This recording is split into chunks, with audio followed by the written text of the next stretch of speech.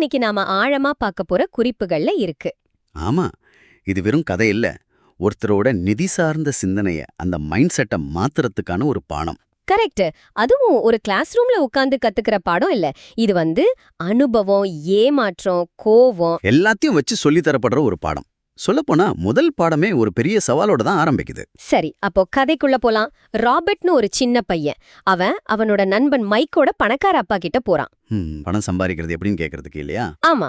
அதுக்கு அந்த பணக்கார அப்பா, சரி நான் சொல்லித்தரேன், ஆனா ஒரு கண்டிஷன் அப்படின்னு சொல்றார். என்ன கண்டிஷன் அது? நீ எனக்காக வேலை செய்யணும். சும்மா ஸ்கூல்ல உட்காந்து கேக்குற மாதிரி இருந்தா அது டைம் வேஸ்ட். ஒத்துக்கிட்டா மட்டும் வான்னு சொல்றார். பாருங்க, கத்துக் கொடுக்கறதோட முதல் படியே எவ்வளவு வித்தியாசமா இருக்கு. வெறும் தியரி இல்ல, நேரடியா செயல்.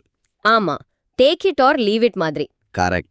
வாய்ப்பு வரும்போது வேகமா முடிவு எடுக்கணுங்கிறதும் இதுல ஒரு பாடம் தான். சரி, அப்படி என்ன பெரிய வேலைன்னு பார்த்தா ஹவாயில இருக்கிற ஒரு சூப்பர் மார்க்கெட்ல.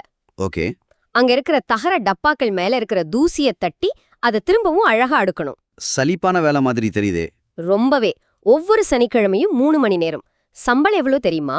1 மணி நேரத்துக்கு வெறும் 10 சென்ட். 10 சென்டா? அப்ப 3 மணி நேரம் வேலைக்கு 30 சென்ட். அதேதான். 3 வாரம் கழிச்சு அவன் கையில கிடைச்சது வெறும் 90 சென்ட் தான். அந்த காலத்துல ஒரு காமிக்ஸ் புத்தகமே 10 சென்ட்னு சொல்றாங்க. ஆமா, அப்போ இந்த சம்பளம் அவனுக்கு எவ்வளவு பெரிய ஏமாற்றமா இருந்திருக்கும்னு பாருங்க. இது வேணும்னே செஞ்சது தானே. அந்த ஏமாற்றம் ஒரு திட்டமிட்ட பாடம். அப்படியா? ஆமா, அந்த சலிப்பான வேலை, அந்த அற்ப சம்பளம், இது ரெண்டும் சேரும்போது தான் பணத்துக்காக வேலை செய்யறதோட உண்மையான வழி என்னன்னு புரியும். ஓ, அந்த வலிதான் அடுத்த கட்டத்துக்கு போக தூண்டும்னு சொல்றீங்க. நிச்சயமா. வாழ்க்கை நம்மளை இப்படிதான் சில சமயம் கீழே தள்ளுன்னு அவர் சொல்ற அந்த புஷ், இதுதான். அந்த அதிருப்தி தான் அடுத்த பாடத்துக்கான ஒரு தூண்டுகோல். அந்த தூண்டுகோலோட தான் அந்த பையன் அவனோட முதலாளி கிட்ட, அதாவது அந்த பணக்கார அப்பா கிட்ட போறான். கோபத்துல கத்துறான். என்னென்ன? நீங்க எனக்கு துரோகம் பண்ணிட்டீங்க, பாடம் சொல்லி தரேன்னு சொல்லிட்டு எதுவுமே பண்ணல. நீங்க ஒரு ஏமாற்றுக்காரர், பேராசைக்காரர் அப்படின்னு. அவனோட சொந்த அப்பா ஒரு அட்வைஸ் கொடுத்திருந்தாரு. ஆமா, அவரோட ஏழு அப்பா குறைஞ்சது 25 சென்ட் சம்பளம் கேளு, இல்லனா வேலையை விட்டு வந்துடுன்னு சொல்லிதான் அனுப்பியிருந்தாரு. இங்கதான் இந்த ரெண்டு அப்பாக்களோட சிந்தனைக்கு இருக்கிற வித்தியாசம் ரொம்ப தெளிவா தெரியுது. எப்படி? ஏழை அப்பா ஒரு ஊழியரோட பார்வையில பாக்குறார். சம்பள உயர்வு, நியாயமான ஊதியம், இதுதான் அவரோட தீர்வு. ஆனா பணக்கார அப்பாவோ இத ஒரு பாடமா பாக்குறாரு. ஆமா, அவர் அமைதியா கேட்டுட்டு, 1 மாசம் கூட ஆகல, அதுக்குள்ள நீயும் என் ஆபீஸ்ல வேலை செய்யற மத்தவங்கள மாதிரியே பேச ஆரம்பிச்சிட்ட அப்படின்னு சொல்றார். அந்த வரி ரொம்ப முக்கியமானது. அதுக்கப்புறம் அவர் சொல்ற ஒரு விஷயம், இந்த கதையோட அடிப்படையே அதுதான் நினைக்கிறேன். என்ன சொல்றார்? நீ என்ன பிரச்சனைன்னு நினைச்சா நீ என்ன மாத்த முயற்சி பண்ணுவ. ஆனா நீதான் பிரச்சனைங்கிறத உணர்ந்தா உன்னையே நீ மாத்திக்கிட்டு புத்திசாலியா வளரலாம். இதுதான் இந்த விவாதத்தோட மையப்புள்ளி.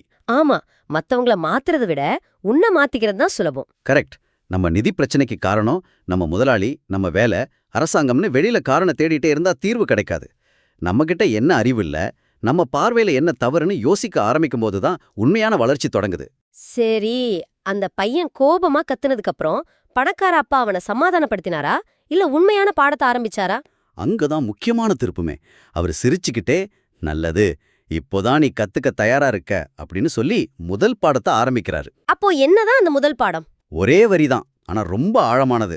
ஏழைகளும் நடுத்தர வர்க்கத்தினரும் பணத்துக்காக வேலை செய்கிறார்கள், பணக்காரர்கள் பணத்தை தங்களுக்காக வேலை செய்ய வைக்கிறார்கள்.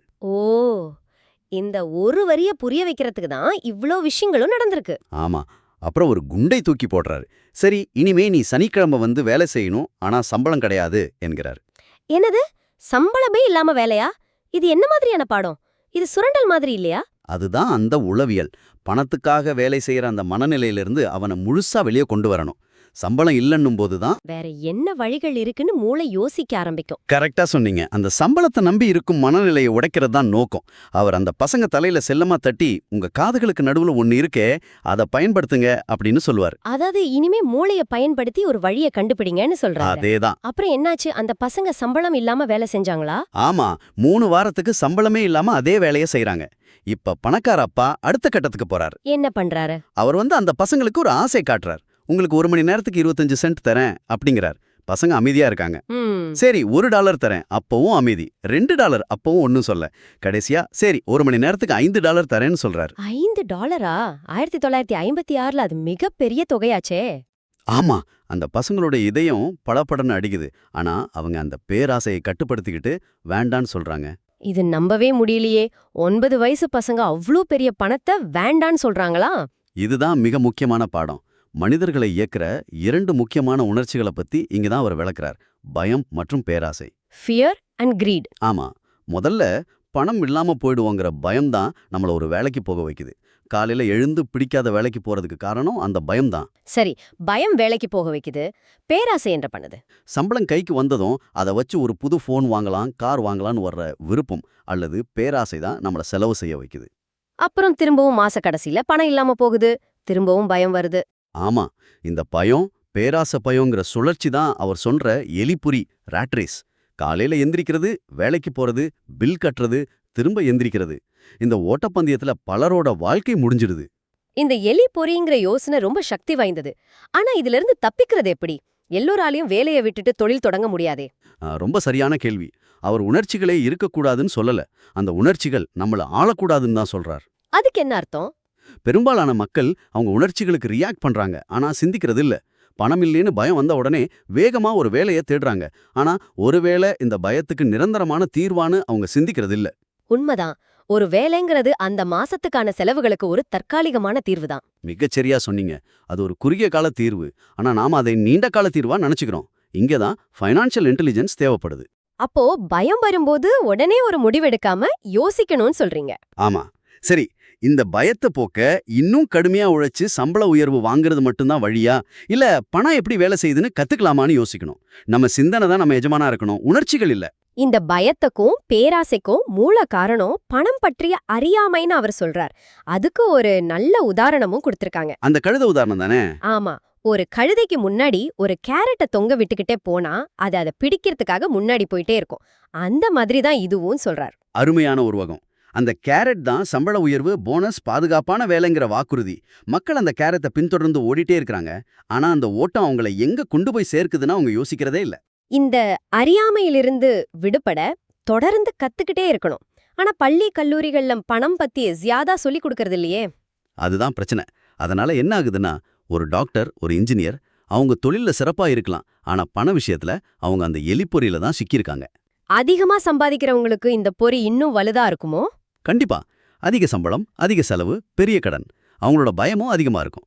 அதனால எவ்வளவு சம்பாதிக்கிறோங்கிறது முக்கியம் இல்ல, அந்த பணத்தை வச்சு என்ன பண்றோங்கிற அறிவு தான் முக்கியம்.